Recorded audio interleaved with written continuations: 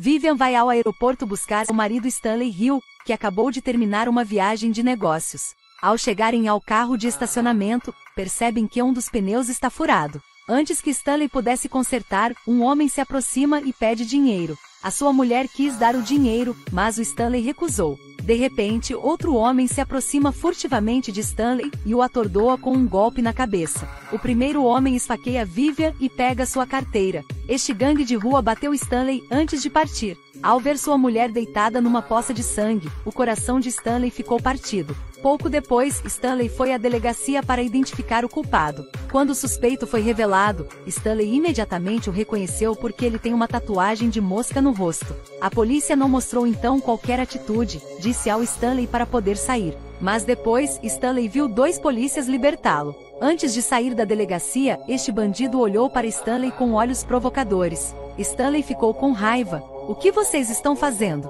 A resposta do Gibson não faz sentido. O tipo como ele não pode viver muito tempo.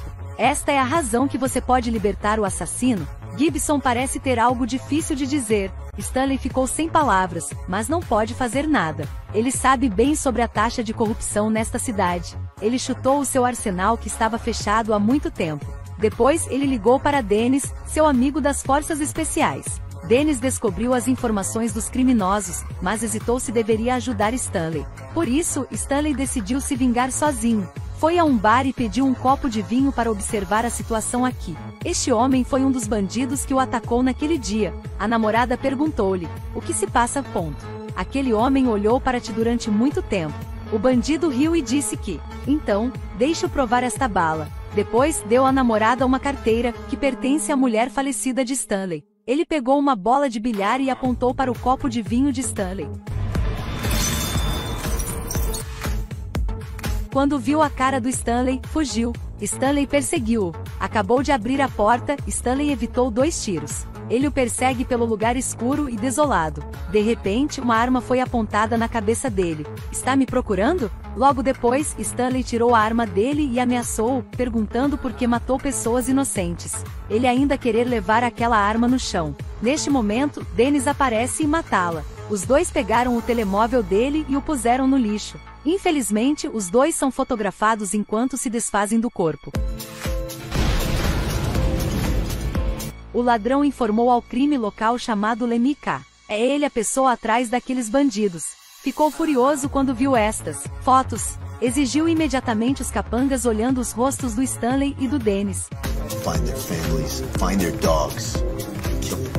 Neste ponto, Dennis preparou Stanley as armas para vingar com todo tipo de armas, um baú contendo punhais e um colete à prova de bala. Depois verificaram os contactos no telefone. Stanley foi a uma loja de tatuagens e perguntou ao chefe: "Conhece alguém com tatuagem à mosca no rosto?" Logo depois, enviou imediatamente uma mensagem aos seus cúmplices. Em seguida, uma capagana de Lemmy K apareceu e puxou a arma apontada à cabeça do Stanley. Stanley levantou-se calmamente. Então, agarrou a arma dele e jogou-o no chão. Logo depois, ele atacou Stanley com uma espada. Aproveitando a chance, Stanley pegou facas de papel na mesa, matou. Neste momento, Dennis regressa à barbearia, descobrindo as luzes desligadas. Alguém invadiu aqui. Ele é a pessoa que matou a mulher do Stanley, Charley. Depois, 2 bandidos entraram, eles cercaram o Dennis. Dennis manteve-se muito calmo, fingindo conversar com eles. Depois, aproveitou a oportunidade para roubar a arma dele e derrubar os outros 2.